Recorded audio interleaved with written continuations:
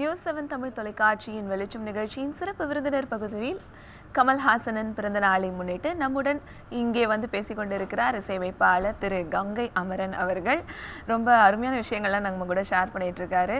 இப்போ வந்து இன்னைக்கு கமல் பர்த்டே அப்படிங்கிறதுனால நீங்கள் என்ன பண்ணுறீங்கன்னா, கமல் சாரோட ரொம்ப பிடிச்ச உங்களுக்கு பிடிச்ச பாட்டை அவருக்காக நீங்களே பாடி டெடிகேட் பண்ணணும். அவருக்கு பிடிக்காத பாட்டுன்னு எதமாக இருக்குது? எல்லா பாட்டும் பார்த்தீங்கன்னா எனக்கு ஒரு அதாவது நான் வந்து மியூசிக் டைரக்டர் ஆகணும்னு சொல்லி நான் சினிமாவுக்கு வரல, பாட்டு எழுதணும்னு சொல்லி தான் நான் சினிமாவுக்கு வந்தேன். ஆனால் ஆக்சிடெண்ட்டாக ஒரு விபத்து மாதிரி என்ன ஆகிப்போச்சுன்னா, என்னை வந்து இசையமைப்பாளர் ஆக்கிட்டாங்க. இளையராஜாட்ட இருக்கிற டியூன்லாம் எனக்கு வரும்னு சொல்லிட்டு என்ன நம்பி பல பேர் மியூசிக் போட்டாங்க. அந்த மியூசிக்கில் ஹை பீக் அப்படின்னு சொல்லி சொன்னீங்கன்னா வாழ்வே மாயம் படம். வாழ்வே மாயம், ஆமாம். அது வந்து கமலுக்கும் ரொம்ப பிடிச்சமான பாட்டு, அடிக்கடி பாட்டு. காளிதாசன் பாடினான் மேகதூதமே, தேவிதாசன் பாடினான் காதல் கீதமே, விழியில் ஏன் ஊடலோ விரகமோ தாபமோ, ஸ்ரீதேவியே நாவியே எங்கே நீ எங்கே நான் தான், நீலவான ஓடையில் நீந்துகின்ற வெண்டில, நான் வரைந்த பாடல்கள் நீலம் பூத்த கண்டில, வராமல் வந்த என் தேவி. ரொம்ப ரொம்ப அருமையான பாட்டு, நிஜமாவே என்ஜாய் பண்ணோம். இந்த பாட்டை நீங்க அவருக்காக பிறந்த நாள் அதுவுமா பாடினீங்க அப்படின்னு சொல்லி அப்படியே டெடிகேட் பண்றோம். நாங்க சொல்லியே விஷ் பண்ணுவோம் அவருக்கு. ரொம்ப போட்டதெல்லாம் அவருக்கு தானம்மா, அவருக்கு போட்ட பாட்டெல்லாம் அவருக்கு தான். நிறைய பாடல்கள் நிறைய நிறைய நிறைய இளையராஜாவும் அவங்களாம் பேசும்போது பார்த்தீங்கன்னா மியூசிக்கலாக தான் இருக்கும். டோட்டலாக வந்து ஏதாவது ஒரு நல்ல படங்கள் பார்த்ததை பற்றி பேசுவாங்க. டைம் வேஸ்ட் பண்ணுறது. அதாவது இளையராஜா இவ்வளோ தூரம் இருப்பதற்கும் கமல்ஹாசன் இவ்வளோ தூரம் உயர்ந்து அந்த கலையிலே நிற்பதுக்கு காரணம் 24 மணி நேரமும் அவர்கள் சிந்தனை எல்லாமே இந்த கலையை பற்றி தான். யாருன்னா பாட்டு கூட இருக்கும், என் கனவும் நினைவும் இசையே இசை இருந்தால் மரணமேதுன்னு செய்கிற வேலையில் 24 மணி நேரம் இதை தவிர நமக்கு வேறு வேலை இல்லைன்னு சொல்லி சிந்தனையில் இருக்கிற காரணத்தால் தான் 2 பேரும் இன்றைக்கி அவ்வளோ உயர்வு இருக்கிறாங்க. அதுதான் விஷயம். இப்போது நீங்கள் ஒரு இயக்குனரும் கூட, கரகாட்டக்காரன்லாம் சொல்லவே வேணாம், 1.5 வருஷம் ஒன்ன படம். நீங்கள் வந்து உங்கள் இயக்கத்தில் வந்து சாரை வந்து நடிக்க வைக்க முயற்சி பண்ணலையா? அவரே ஆரம்பித்தாருமா. கரகாட்டக்காரன் வந்ததுக்கப்புறம் அதிவீர பாண்டியன்னு சொல்லி ஒரு படம் ஒன்று ஆரம்பிச்சுட்டு அது லொக்கேஷன் பார்க்குறது எல்லாம் பிசி ஸ்ரீராம் கேமரா எல்லாத்தையும் ரெடி பண்ணால் நான் அந்த சின்னவருங்கிற ஒரு படத்தில் ஷூட்டிங்கில் போய் ரொம்ப டைட்டாக மாட்டிக்கிட்டு கொஞ்சம் இது பண்ணிட்டு கொஞ்சம் டிலே ஆகிப்போச்சு. அவருடைய டேட்டுனால கொஞ்சம் டிலே ஆனோடனே அதுக்கப்புறமேலே அவர் வந்து வேற ஒருத்தங்களை வச்சு தேவர் மகன்னு ஒரு படம் ஆரம்பித்தார். அதுக்கப்புறம் மறுபடியும் என்ட்ரி ஆக முடியல. அது எனக்கு ஒரு வருத்தம். கமலை வச்சு அதே நேரத்தில் எங்கள் பாவலர் கிரியேஷன்ஸில் எடுத்த சிங்கார வேலன் அப்படிங்கிற படம் வந்து நான் டைரக்ட் பண்ண வேண்டிய ஒரு படம். நான் அந்த இடத்துல சின்ன சின்ன படங்களாக பண்ணிகிட்டு இருப்பேன். பெரிய படங்கள் ஒன்றுமே பண்ணல. பெரிய ஹீரோஸ் வச்சு ஒன்று பெரிய ஹீரோஸ்னா விஜயகாந்த் வச்சு பண்ணிருக்கேன், பிரபு வச்சு பண்ணிருக்கேன், ராமராஜனுக்கு சொல்ல வேண்டாம் ராமராஜனை வச்சு, இந்த மாதிரி பல பேரை வச்சு பண்ணியிருந்தாலும் கமலில் வச்சு பண்ணக்கூடிய 2 சந்தர்ப்பங்களும் எனக்கு விட்டு போச்சு. சிங்காரவேலன் டைம்லேயும் சரி, இந்த அதிவீர பாண்டியன் அப்படிங்கிற டைம்லையும் சரி. அதுக்கப்புறம் தான் அது தேவர் மகன் அதுக்கப்புறம் அவங்க ஆரம்பித்தாங்க. அந்த மாதிரி அந்த 2 சந்தர்ப்பங்களும் தட்டி போனது ஒன்று. அப்புறம் நான் தயாரிப்பாளராக இருந்தேன் ஒரு படம். அந்த படத்தில் வந்து ஒரு கெஸ்ட் ரோல் கேட்டோம். அதை வச்சு தான் அந்த படத்தையே ஆரம்பித்தோம். சரி, கமல் வந்து கெஸ்ட் ரோல் பண்ணுறேன்னு இருக்காரு, அந்த படத்தை கண்டிப்பாக பண்ணலாம் அப்படின்னு சொல்லிட்டு புது டைரக்டர்ஸாக ஒருத்தரை போட்டு நான் எடுத்தேன். அந்த படத்தோட பேர் பன்னீர் புஷ்பங்கள். பன்னீர் புஷ்பங்களில் பாரதி வாசுன்னு சொல்லி அறிமுகமான சந்தான பாரதி பி வாசுன்னு சொல்லி அறிமுகம் பண்ணாங்க. அந்த படத்தை முக்கியமாக ஆரம்பிக்கிறதுக்கு சம்மதித்த காரணம் என்னென்னு சொன்னால், கமல் வந்து அந்த பிரதாப் போத்தன் வர்றாரு, அந்த இது கேரக்டரை நான் பண்ணித்தரேன் அப்படின்னு சொல்லி சொல்லியிருந்தார்.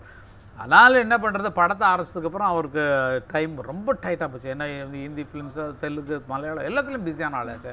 அதனால் சரி நம்ம நண்பர்களுக்குள்ளே நம்ம எதுக்கு பாவம் இது பண்ணோம். அது பட்ஜெட் படங்கள்லாம் அப்போ எப்படின்னா இவ்வளோ நாள் முடித்தோம், 22 நாள் 25 நாள் ஷூட்டிங் போட்டோம்னா அன்றைக்கி முடிச்சதுனா தான் எங்களுக்கு வந்து கரெக்டாக இருக்கும். அதனால் கமலே சொன்னார் இன்னொரு தரம் பண்ணிக்கலாம் அப்படின்னு சொல்லிட்டு என்னுடைய தயாரிப்புலேயும் அது வர முடியாமல் போச்சு அப்படிங்கிற. ஆனால் எங்கள் குடும்ப படத்தில் இருந்துருக்கிறார், நாங்களாம் தயாரித்த படத்துக்குள்ள அவர் இருந்திருக்கிறார், சிங்கார வேலையில் இருந்திருக்கிறாருன்றதுலாம் நினைக்கும் போது சந்தோஷமாக இயக்கிறது என்னம்மா ஒரு பேர் சமாச்சாரம். மற்றவங்கெல்லாம் எல்லாம் மொத்தமாக சேர்ந்துச்சுன்னா மொத்த பேரும் சேர்ந்து டைரக்டருக்கு கூட்டம் முதல்ல படம் ஒரு டைரக்டர் கொட்டுறத விட படம் நல்லா ஜெயிச்சா ஹீரோகளுக்கு போய் கொட்டும், படம் நல்லா இல்லைன்னு சொன்னால் டைரக்டர்களுக்கு குட்டும்.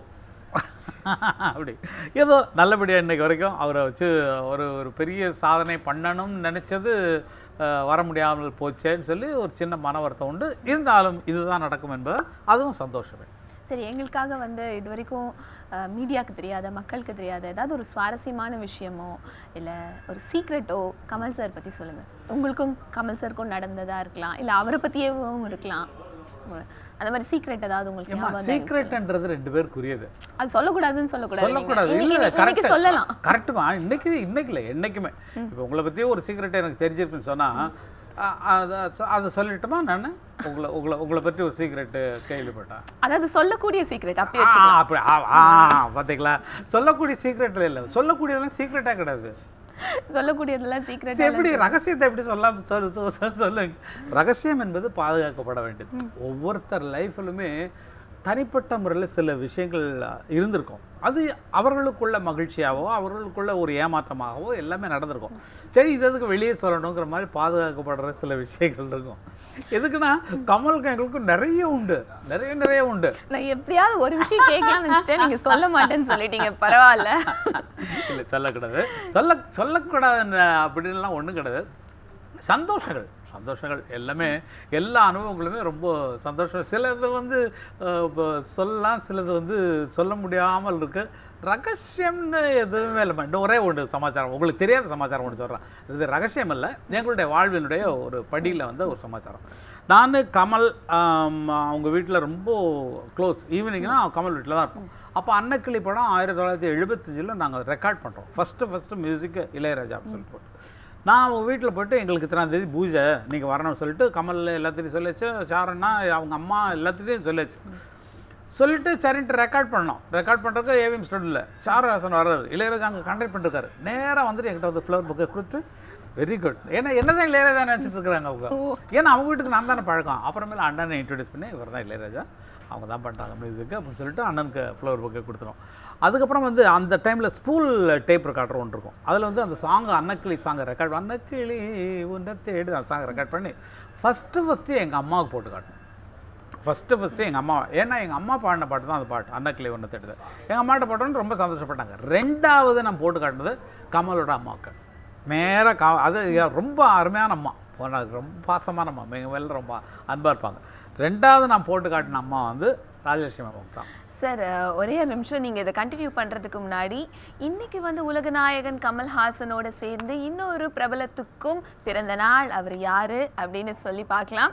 அவர் யாருன்னா நம்ம அரங்கத்துக்கு இன்றைக்கி வந்திருக்கிற இசையமைப்பாளர் திரு கங்கை அமரன், அவருடைய பையன் திரு வெங்கட் பிரபு அவர்களுக்கு தான் இன்றைக்கி வந்து பிறந்த நாள். அவருக்கு வந்து ரொம்ப ஒரு பெரிய பர்த்டே விஷஸை வந்து நியூஸ் 7 தமிழ் சார்பாக வந்து நம்ம வந்து சொல்லலாம். இப்போ அவர் நம்ம கூட ஃபோன்லேயும் லைனில் இருக்காரு, பேசலாமா சார்? கூப்பிடுங்களேன் சொல்கிறது. Hello. Hello. Very happy birthday sir. Thank you ma'am, thank you so much. News 7 Tamil சார்பாகவும் எங்களோட ஹோல் க்ரூ சார்பாக உங்களுக்கு வந்து வாழ்த்துக்கள் சொல்றோம். உங்க கூட பேசுறதுக்காக இங்க ஒருத்தர் காத்துட்டு இருக்காரு, அவர்கிட்ட பேசலாமா? ஏய், happy birthday. Thank you daddy, thank you Prabhu. கேக்குதா? Thank you. ஓகே. அதான் நைட்டு பிஸியாக இருந்திருப்பேன், அதான் காலைல ட்ரை பண்ணோம். சந்தோஷம். வாழ்க பல்லாண்டு, வெற்றி தொடரட்டும்.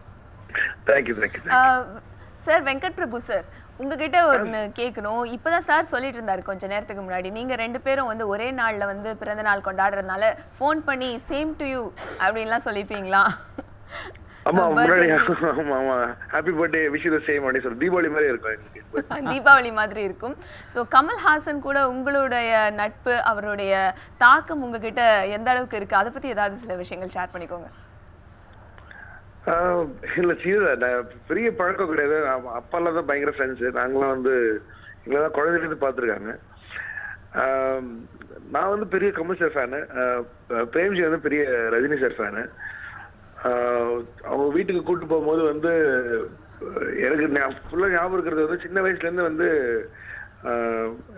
கமல் சார் வந்து பிரேம் தூக்கி வச்சுட்டு தான் வந்து நிறைய பேசுவாங்க. பிரேம் கிட்ட தான் கேட்பாங்க, உனக்கு நான் யார் தெரியுமா? அப்படின்னு தெரியாது எழுதிடுவாங்க. ஏன்னா அவன் கடைசி வரைக்கும் போய் சொல்ல மாட்டேன், ஏன்னா அவரோட தீவிரமான அவர் வந்து சூப்பர் ஸ்டார் ஃபேனு. அதனால வந்து என்னதான் வேணுட்டி அவரோட ஃபர்ஸ்ட் வந்து நான் don't know which year this was, first கேரவேன்லாம் வந்து நான் பார்த்ததே கமல் சார் கிட்ட தான். அவங்க வீட்டில் வந்து கேரவேனை பார்த்தியா நீ என்னோட ஃபேனாக தான் நான் உன்னை உள்ளக்குள்ளலாம் கூட்டி போயிட்டேன். சில பிரேம வெறுப்பை விட்டு வீட்டில் வந்து என்ன மட்டும் கேரவேனில் ஏற்றிலாம் வச்சு இது பண்ணாங்க. அதெல்லாம் தான் ஞாபகம் இருக்குது சின்ன வயசில் நடந்தது. ரொம்ப அருமையா சொன்னீங்க. அவருக்கு வந்து உங்க வாயால ஒரு பாட்டு பாடி ஒரு வாழ்த்து சொல்லிடுங்களேன். ஐயோ பாட்டு பாடியா? Happy birthday to you, happy birthday to you, happy birthday dear Kamal sir, happy birthday to you. Thank you so much sir. எங்ககிட்ட லைன்ல வந்து உங்களுக்கும் வெரி ஹாப்பி பர்த்டே. இனிமே நீங்க பண்ற படங்கள் உங்க வாழ்க்கையில எல்லாமே சிறப்பா நடக்கணும் அப்படின்னு சொல்லி நாங்களும் வந்து வாழ்த்துக்களை தெரிவிச்சுக்கிறோம். லைன்ல வந்து இவ்வளோ நேரம் வந்து பேசினதுக்கு ரொம்பவே நன்றி. Thank you thank you so much. ரொம்ப அருமையா இருந்தது சார். அது என்னன்னா ஷார்ட்டாக சொல்லிட்டான். கமல் ஃபஸ்ட்டு ஒரு கேரவன் வாங்கியிருக்காரு. நாங்கள் குழந்தைங்கள 2 பேரும் சின்ன பசங்க 2 பேரையும் கூட்டு போயிட்டோம். பிரபு வந்து கமலோட ரசிகர், பிரேம் வந்து ரஜினியோட ரசிகர். இவன் வந்து இப்போ கமல் போய் என்ன சொல்கிறாரு, இப்போ பிரேமை பார்த்து ஏய் நான் யார் சொல்லுவேன் தெரியாது அப்படின்னா, என்ன யாருன்னு சொல்கிறேன் பிரபுட்ட கேட்டோன்னா நீங்கள் கமலஹாசன் நீ கேரவனில் ஏறான் அது இப்போ பாரு இன்னொன்னா உன்னை கேரவனில் ஏற்றணும்னா நான் யாரும் சொல்லணும் எனக்கு தெரியாதுன்னு கடைசி வரைக்கும் தெரியாதுன்னு சொல்லலாம். இவன் என்னைக்கு என் ரசிகன் ஆகிறானோ அன்னைக்கு தான் நான் ஜெயிச்சேன்னு சொல்லுவார் இன்னும் கமல். அந்த மாதிரி ஒரு சின்ன வயசில் ரொம்ப குடும்பத்துடைய பாசம் தான். எங்கள் வீட்டுக்கு அவர் சாப்பிட வருவார், நாங்கள் அவங்க வீட்டுக்கு போவோம், அவருக்கு பிடித்தமான தான் நாங்கள் பண்ணியிருப்போம். திடீர்னு சாப்பிட வருவாங்க, திடீர்னு போவாங்க. சுகாசினி இருக்கிறதெல்லாம் எங்கள் வீட்டில். அப்போ அவ்வளோ நெருக்கமான குடும்பமாக இருக்கும். அந்த ரகசியம் சொல்லாத விஷயம் ஒன்று சொல்லிட்டே இருந்தீங்க அவங்க அம்மா. அம்மாட்ட போட்டு காட்டினோன்னா கமலுக்கு ரொம்ப சந்தோஷம் போச்சு. தட் இஸ் வந்து ஒரு குடும்ப உறவில் இருக்கிறதுனால நேராக அடுத்து அம்மாவுக்கு தான் போட்டு காட்டணும்னு சொல்லி வந்து பார்த்ததுலேருந்து எனக்கு ரொம்ப சந்தோஷம். நிறைய அது அந்த மாதிரி ரொம்ப ஒரு நடிகர் ஒரு இவங்கன்ற மாதிரி இல்லாமல் ஒரு குடும்ப உறவில் இருக்கிற மாதிரி இருந்தது அந்த காலங்கள்லாம். இப்போ வந்து அவர் செவ்வாய் கிரகத்தில் இருக்கிறார், நம்ம பூமியில் உட்காந்து பார்க்குற மாதிரி இருக்குது. இப்போ சமீப காலமாக அவர்கிட்ட பேசுகிறது கூட ரொம்ப, ஏன்னா இப்போ பயங்கர பிஸியான வேலையில் இருப்பார். இப்போ இருந்தாலும் அந்த உயரங்களில் அவர் இருக்கிறத பார்க்குறதுக்கு இவ்வளோ தூரம் நம்மளும் ஒரு உயரமான இடத்துல இருந்து தான் இதை காட்டுறோம். இது அங்கே போயில இங்கே வருது. அப்புறம் அவ்வளோ தூரத்தில் அவரை பார்க்குறதுக்கு இன்னும் கமல் மேலும் உயர்க அப்படின்னு சொல்லி தான் வாழ்த்தோம். ரொம்ப நல்ல மனசு, ரொம்ப நல்ல கலைஞர். அவருடைய இசை குறித்து சொன்னீங்க, அவர் எவ்வளோ நல்லா பாடுவார் அப்படின்னு சொல்லியிருந்தீங்க. உங்களோட அவரோட அசோசியேஷன் பற்றிலாம் சொன்னீங்க. அவரோட சிறந்த இயக்குனரும் கூட. அவருடைய படங்கள் வந்து அதை விட என்ன சொல்கிறது, அவருடைய படங்கள் தான் காமிக்கணும் அவரை பற்றி சொல்லணும் அப்படின்னு சொன்னால், அவர் ஒரு இயக்குனராக உங்களுக்கு எந்த அளவுக்கு பிடிக்கும்? அதாவது அப்சர்வேஷன் சொல்லி ஒன்று இருக்கு இல்லைங்களா, அதில் வந்து பார்த்தீங்கன்னு சொன்னால் ஒவ்வொரு டைரக்டர்களுக்கும் என்னென்ன உண்டோ ஒரு தனித்திறமை உண்டு. இப்போ என்கிட்ட ஹியூமர் இருக்கும், அதே மாதிரி பாரதியார்கிட்ட ஹியூமரும் இருக்கும், அதே இடத்துல ஒரு சீரியஸ்னஸும் இருக்கும். விஸ்வநாத் சார்ட்ட போனீங்கன்னா அப்படி ஒரு கவிதை மாதிரி ஒரு கவிதைகள் படித்த மாதிரி இருக்கும். இத்தனை பேரையும் அப்சர்வ் பண்ணி அவர் டைரக்டராக மாறும்போது பார்த்திங்கன்னா எல்லா வித கோணங்கள், ஆனால் அவருடைய சிந்தனைகள்லாம் மேலே மேலே மேலே மேலே தான் இருக்கும். மற்ற எந்த டைரக்டர்கள் ஒர்க் பண்ணாலும் இவர் நினைக்கிறதா அவங்கள்ட்ட சொல்லி இந்த மாதிரி இருக்கலாமோ அப்படின்னு சொல்லிவிட்டு அதை வாங்கக்கூடிய அளவிற்கு அவர் ஒரு திறமை படைத்தவர். ஏன்னா இப்போ டைரக்ஷனில் அசிஸ்டன்ட் டைரக்டராக ஒர்க் பண்ணவர் இல்லையா, அவரெல்லாம் அசிஸ்டன்ட் டைரக்டராக ஒர்க் பண்ணி அப்போ அந்த காலங்கள்லேருந்தே வந்தவர். பாலுமகேந்திரா ஷார்ட்ஸை பார்த்தவர், கேப் எல்லாத்தையும் அப்சர்வ் பண்ணக்கூடிய ஒரு ஆள். டைரக்டராக இருந்தபோது க்ளீன் டைரக்டர். தட் இஸ் வந்து அவர் வந்து கதைவசனம் எழுதின போது அபூர்வ சகோதரர்கள்லாம் நான் பார்த்துருக்கோம். பார்த்தா அதுக்குன்னு தனியாக உட்காருவார், எழுதுவார், ஆய்வின் போடுவார், சந்தான பாரதி 2 பேர் சேர்ந்து எழுதி போடுவாங்க. இந்த மாதிரி எல்லாம் பார்த்துருக்கேன். அவ்வளவு சின்சியாரிட்டி. ரொம்ப அது எதை ஃபாலோ பண்ணுறாரு அப்படிங்கிறது இப்போ சொல்ல முடியாது. இப்போ வந்து இளையராஜா மியூசிக் நல்லா இருக்குன்னா எதை ஃபாலோ பண்ணுறாருன்னு நமக்கு தெரியாது. அவங்களுக்கு தான் தெரியும் நம்ம யாரை ஃபாலோ பண்ணி போயிட்டுருக்கோம், எந்த மியூசிக் கேட்டோம், எந்த மியூசிக்கை எப்படி கொண்டு வரோங்கிறது அவங்களுக்கு தான் தெரியும். அதேமாதிரி கமலை பொறுத்த வரைக்கும் பார்த்திங்கன்னா இன்டர்நேஷ்னலி என்னென்ன யுக்திகள் வருதோ அத்தனை இப்போ கொண்டு வந்து காட்டிட்டார் இல்லையா. சாதாரண படம் அது பிரம்மாண்டம் இதாக காட்டாமல் ரியலாக நான் சொல்கிறது உங்களுக்கு புரிய நினைக்கிறேன். தட் இஸ் வந்து அதிகப்படுத்தி சினிமாத்தனமாக காட்டாமல் அது சில விஷயங்கள் வரும். நேரடியான லைஃப்பில் பார்க்குற மாதிரியான சமாச்சாரங்களை அவர் கொண்டு வர்றது தசாவதாரத்தில் பார்த்தீங்கன்னா அந்த மாதிரி விஷயங்கள்லாம் எக்கச்சக்கமாக இருக்கும். அவருடைய டைரக்ஷனில் இது இவர் பண்ண படம் இருந்தாலும் கமலுடைய தாக்கங்கள் இல்லாமல் பண்ணக்கூடிய டைரக்டர்ஸ் யாருமே இருக்க முடியாது. காரணம் அந்த ஸ்டோரியில் உள்ள இன்வால்மெண்ட் அவ்வளோ தூரம் இருக்கும். சுஜாதா, எழுத்தாளர் சுஜாதா கூட ஒரு தடவை சொல்லியிருக்காரு, இவர் எல்லாத்தையும் தெரிஞ்சுக்கணும்னு நினைக்கிறாரு, இதுக்கு இந்த ஆயுசே பத்தாது போல இருக்கு, எல்லாத்தையுமே வந்து இது பண்ணுறாரு அப்படின்னு சொல்லி லைட்டாக கடிஞ்சிக்கிட்டு கூட சொல்லிட்டு இருந்தாரு. கீபோர்டு வாசிப்பார், திடீர்னு கீபோர்டு வச்சுட்டு பாட்டை இது பண்ணார். இப்படி டியூன் கம்போஸ் பண்ணுறது அதை கேளுங்க பாரு. அவர்கிட்ட இல்லாத கலை நுணுக்கங்கள், கலை வேலைகள் வேற என்ன இருக்குன்னு பார்த்தோம்னா எதுவுமே இருக்கிறதுக்கு சான்ஸ் உண்மைதான் சார். இந்த மாதிரி எல்லா டேலண்ட்டுமே இருக்கு. அது மட்டும் இல்லாம கொஞ்ச நாளைக்கு முன்னாடி ஜண்டை வாசிப்பாருமா, ஆஹா, ஜண்டை வாசிப்பார். நாங்கள்லாம் வாசி கேட்டிருக்கோம். ஜண்டை வாசிப்பார், அருமையாக வாசிப்பார். அது மாதிரி எல்லா இன்ஸ்ட்ருமெண்ட் வாசிகள், மிருதங்கம். அதே நேரத்தில் ஒன்று சொல்லணும், ராஜபார்வை படம்ன்றது இல்லைங்களா, அதில் வயலின் வித்வானா வருவார். வயலின் வித்வானா வரணுன்னா எனக்கு வயலின் கற்றுக்கணும்னு சொல்லிட்டு எங்கள் குரூப்பில் இருந்த ஒருத்தரை அனுப்ப சொல்லி டெய்லி வயலின் கற்றுக்கிட்டு அந்த ஷூட்டிங்கும் பக்கத்தில் வச்சு அந்த பிட்டை மறுபடியும் வாசிக்க சொல்லி அதை வாசி பழக்கப்படுத்தி அந்த மாதிரி ஆட்கள் கிடையாது. டிஎஸ் பாலையா நான் கேள்விப்பட்டிருக்கேன். டிஎஸ் பாலையா தெரியல, நான் மொழ தவுள் வாங்கி கற்றுட்டார். அவர் தவுள் வாசிக்கவே தெரியாது.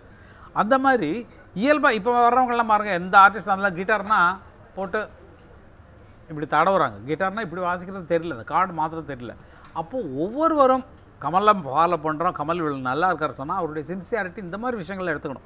ஒரு இன்ஸ்ட்ருமெண்ட்டை தொட்டிங்கன்னா பியானோ ஓரளவு வாசிக்கிற மாதிரி தெரியணும். சும்மா டொங்கு தட்டுறது இல்லாமல் இப்போ இருக்கிற நடிகர்கள்லாம் கிட்டாரை வச்சு இப்படி பொத்திக்கிட்டு இப்படி வாசிக்கிறாங்க. அப்படி வாசிக்க முடியாது.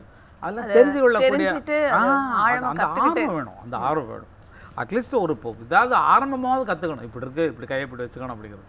அது கமல்கிட்ட ரொம்ப ஜாஸ்தி. எந்த வித கேரக்டர் பண்ணாலும் நீங்கள் ஒருத்தரை பார்த்தா அதே மாதிரி ஆக்ட் பண்ணி காட்டுடுவார். யாராவது ஒருத்தவங்க பேசுனாங்கன்னா அவரை மாதிரியே நடிச்சு காட்டுடுவார். என்ன மாதிரிலாம் ஆக்ட் பண்ணி காட்டுறாரு. Thank you so much sir. இன்னைக்கு எங்கள் அரங்கத்துக்கு வந்து திரு கமல்ஹாசன் அவர்களுடைய பிறந்த நாளை முன்னிட்டு வந்து ரொம்ப அருமையாக நிறைய விஷயங்கள் எங்கள் கூட ஷேர் பண்ணிக்கிட்டீங்க. அதுவும் இன்னும் எனக்கு ஒரு மகிழ்ச்சியான விஷயம் என்னென்னா, எனக்கே தெரியாமல் நீங்கள் வந்து வெங்கட் பிரபுக்கு போட்டு அவரையும் இன்னைக்கு பிறந்தநாள் கொண்டாடக்கூடிய வெங்கட் பிரபுக்கும் நீங்கள் வாழ்த்து சொன்னதுக்காக ரொம்ப நன்றி. மிக அருமையான ஒரு தொலைக்காட்சி உதயமாக இருக்குது நம்ம தமிழ்நாட்டில். மிக அற்புதமாக இருக்கிறது. இன்னும் இது நம்ம என்ன நம்ம மனப்பூர்வமாக வாழ்த்துறது தான். வாழ்க வாழ்க வாழ்க வாழ்க பல்லாண்டு. ரொம்ப தேங்க்ஸ் சார். ரொம்ப நன்றி. இன்னைக்கு சிறப்பு விருந்தினர் பகுதியில் உலக நாயகன் கமல்ஹாசன் பிறந்த நாளை முன்னிட்டு அவருடைய கலை உலக பயணங்கள் நினைவு கூர்வதற்காக நமது அரங்கத்திற்கு இசையமைப்பாளர் கங்கை அமரன் வந்திருந்தாரு. அவர்கிட்ட வந்து நம்ம இவ்வளோ நேரம் நிறைய விஷயங்களை பேசணும். மேன்மேலும் கமல்ஹாசன் அவர்களின் பணிகள் சிறக்க, குறிப்பாக வந்து இன்னைக்கு வந்து இந்த கிளீன் இந்தியா மூமெண்ட்டை வந்து அவர் வந்து தொடங்கி வைக்கிறாரு. பிரதமர் நரேந்திர மோடி அவருக்கு அழைப்பு விடுத்திருந்ததை அடுத்து அவருடைய பணிகள் மேல்மேலும் சிறக்க அவர் எல்லா வளமும் பெற்று வாழ்த்துறோம் நியூஸ் 7 தமிழ் சார்பாக.